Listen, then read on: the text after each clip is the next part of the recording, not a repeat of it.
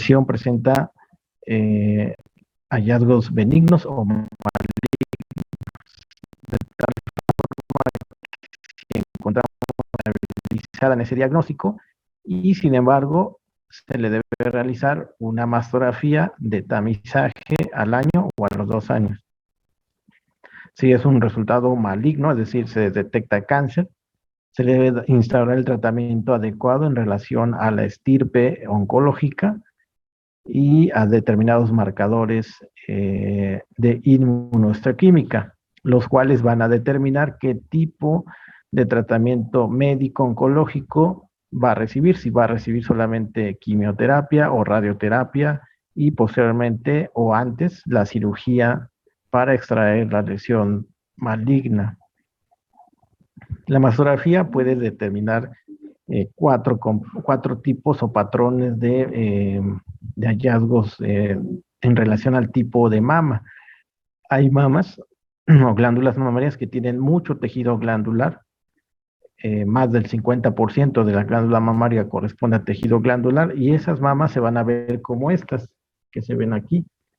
Se denominan heterogéneamente densas o extremadamente densas. Es un patrón C o un patrón D. Esto significa que si es más del 50% de tejido glandular de ese tejido, de esa glándula mamaria, pierde sensibilidad, ya que el diagnóstico oportuno va en relación a que se pueda identificar un nódulo o una masa en el tejido glandular. Sin embargo, la mayoría de los nódulos tiene la misma densidad que el tejido glandular, de tal forma que esos patrones mamarios necesitan casi obligatoriamente un correlato con ultrasonido. Aquí vemos unos ejemplos. Es una mama en una paciente de 51 años que refiere mastalgia. Al palpación se observan o se pueden sentir mamas de consistencia pétrea y tiene en su estirpe, en su línea mamaria, pues refiere que su mamá también tuvo cáncer de mama. Hay que recordar que cierto porcentaje de los pacientes que tienen cáncer de mama tienen alteraciones mutagénicas en los genes BRCA1 y BRCA2 que pueden condicionar cáncer de ovario y cáncer de mama. De tal forma que si estas pacientes se detectan que son positivos a esta mutación, se les debe hacer exámenes con mastografía, ultrasonido y en ocasiones resonancia magnética, independientemente si se sienten nódulos o no. Algunas personas y en algunas partes incluso tienen como prioridad una mastectomía preventiva. O sea, ya hablamos de palabras mayores. Entonces, vemos aquí en esta paciente mamas con un patrón D, es extremadamente denso. Se requiere un ultrasonido y vemos que tiene una masa. Por ultrasonido se ve una lesión tumoral hipoecoica sólida de bordes espiculados en la mama derecha y en la mama izquierda también. Esta paciente tenía cáncer de mama de forma bilateral.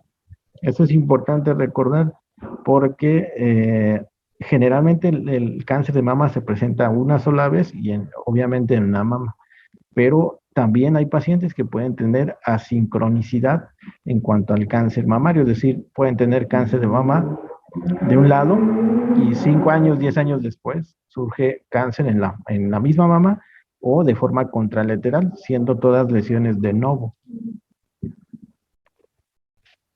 Vemos aquí un patrón de una glándula mamaria, ese es un patrón tipo A, es generalmente de tipo fibroadiposo. Este tipo de patrones y el fibroglandular disperso son muy adecuados para poder identificar lesiones nodulares, ya que la interfase con el tejido mamario es más fácil de identificar. Esta paciente había tenido cáncer de mama del lado derecho, de tal forma que solamente tenía la mama izquierda. Se le clasificó como un BRAF 1. Aquí vemos otras imágenes de otro paciente femenino de 48 años. Se identifica una masa en la mama derecha. Si ven, está en la región inferior de la mama derecha y en el cuadrante externo. Al ultrasonido se identifica una imagen ovoidea hipoecoica sólida que es paralelo a la piel, que no tiene retracción, que la correlación entre ultrasonido y mastografía determina que es una lesión probable fibroadenoma.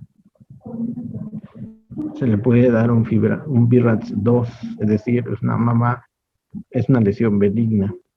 Aquí vemos otra imagen de una paciente que tiene un patrón extremadamente denso también. Sin embargo, nos llama la atención esta asimetría por una lesión nodular hiperdensa o radiopaca, la cual en el correlato ecográfico nos muestra como una lesión ovoidea y anecoica con reforzamiento sónico que corresponde a un gran quiste de la mama izquierda. Los quistes simples generalmente son lesiones benignas, tienen un 0% de probabilidad de convertirse en cáncer, de tal forma que, aunque es un hallazgo benigno, no es relación al cáncer y se clasifica como BRAF 2. Así es como vamos viendo que dependiendo del BRAF podemos obtener resultados normales, BRAF 1, BRAF 2 benignos, o resultados como BRAF 4, BRAF 5, que ya corresponden a lesiones sospechosas de malignidad.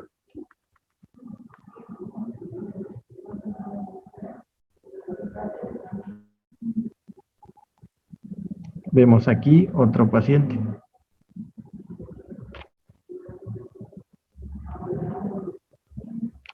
Vemos las proyecciones craniocaudales, derecha e izquierda, medio lateral oblicua derecha y medio lateral oblicua izquierda. Nos llama la atención que tiene calcificaciones, estas líneas radiopacas corresponden a calcificaciones vasculares, y observamos una asimetría de densidad en la región interna de la mama izquierda. Vean, aquí se ve un nódulo, se ve más de cerca aquí, es asimétrica en relación a la mama derecha, y colocando el ultrasonido en esa zona identificamos que es un nódulo hipoecoico sólido que proyecta una gran sombra. Este signo de sombra sónica va en relación a que es una lesión pétrea. Las lesiones de cáncer generalmente son lesiones muy sólidas debido a la hipercelularidad que contiene dichas lesiones, de tal forma que al ser más densas impiden que con el ultrasonido atraviese el haz de ultrasonido y se produce una sombra sónica. Es un probable hallazgo que puede indicar malignidad. Se le clasificó como un BRAF 4.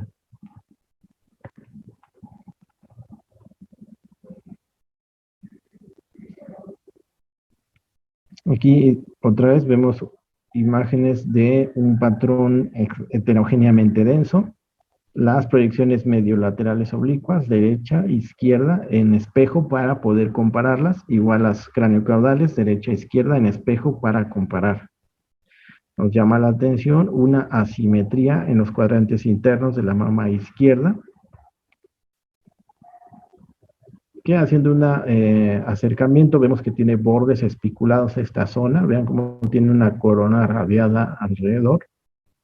Y por ultrasonido se identifica una imagen cuadrangular hipoecoica sólida de bordes lobulados, que también se clasificó como un BRAF 5. Es una lesión altamente sugestiva de malignidad. También corresponde a un carcinoma mamario. Vemos otro ejemplo, una lesión medios laterales oblicuas, proyecciones derecha-izquierda, craniocaudales. Vemos en la región superior y posterior de la mama izquierda una asimetría de densidad por una lesión radiopaca ovoidea de bordes bien definidos. Aquí la observamos más de cerca. Es ovoidea de bordes circunscritos bien definidos, que por ultrasonido se ve, también se ve sólida hipoecoica de bordes ovoideos, es paralela a la piel, tiene calcificaciones gruesas en su interior, A este paciente se le diagnosticó como BRAF2, un probable fibroadenoma.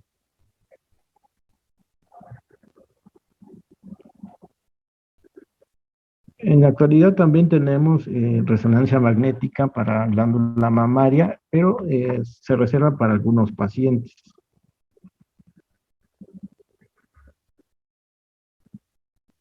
Aunque es un método de imagen muy avanzado, la disponibilidad de este método de imagen es poca y no se considera como parte esencial de los estudios de tamizaje.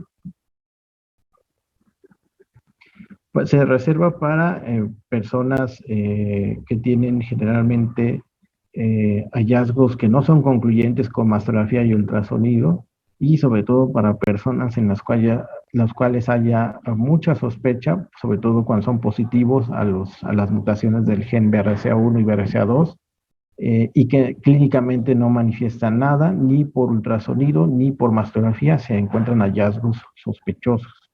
Se puede reservar este tipo de estudios para estas pacientes, así como para pacientes que tienen implantes mamarios con tejido muy denso.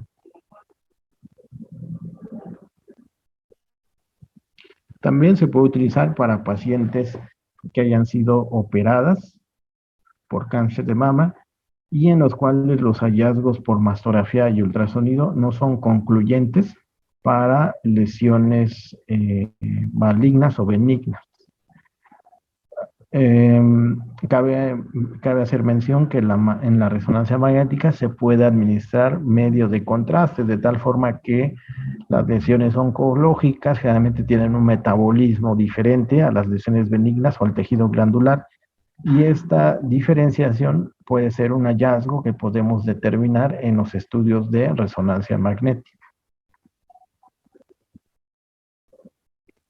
Vemos aquí una resonancia magnética en donde nos llama la atención un reforzamiento heterogéneo de la mama derecha en la región externa, si lo comparamos con la mama izquierda, y también en los ganglios linfáticos axilares de la mama derecha, lo que nos indica que aquí hay una lesión que está captando activamente el medio de contraste y crecimiento de ganglios linfáticos en la región axilar derecha, que es compatible con un cáncer de mama en una paciente que ya había sido operada previamente.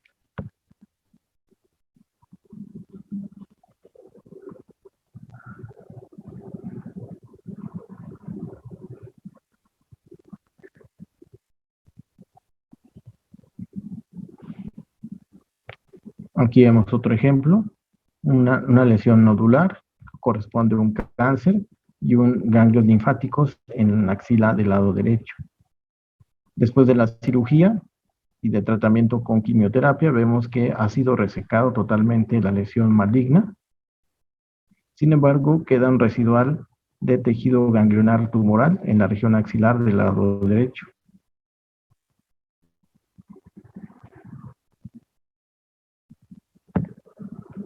Aquí vemos un paciente, una paciente en la cual se le colocó quirúrgicamente implantes mamarios, derecho e izquierdo, y también sirve para ese tipo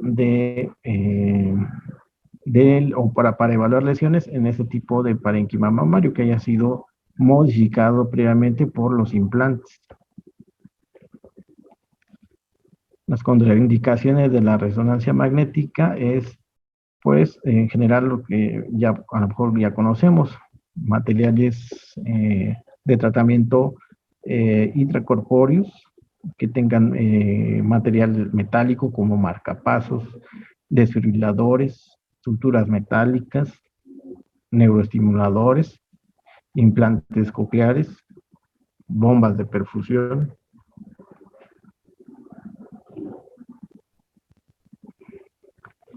Y las secuencias que utilizamos en resonancia magnética normalmente son en axial, T1, T2 y STIR, y en sagital un T2, así como secuencias posterior a la administración del medio de contraste.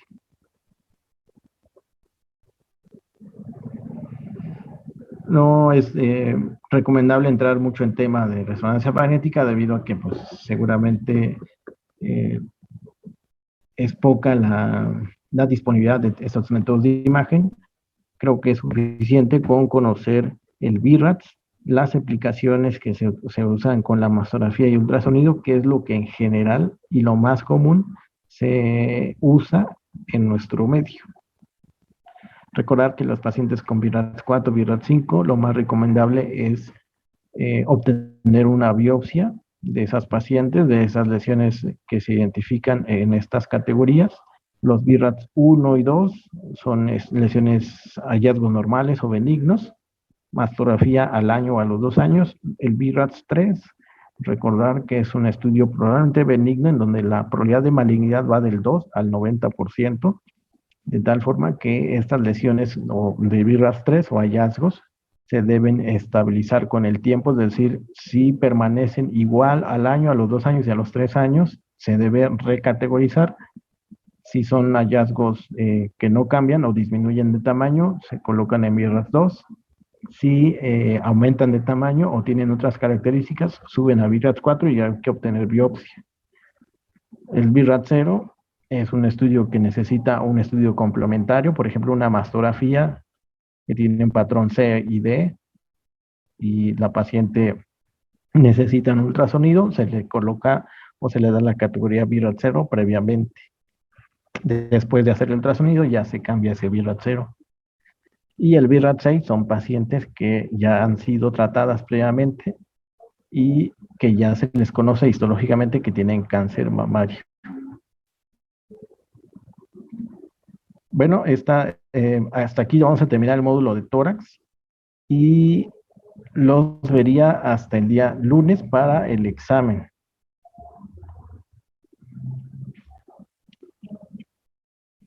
Mañana es jueves. Yo espero poder estarlos viendo a las 5 y empezamos con el módulo de cráneo.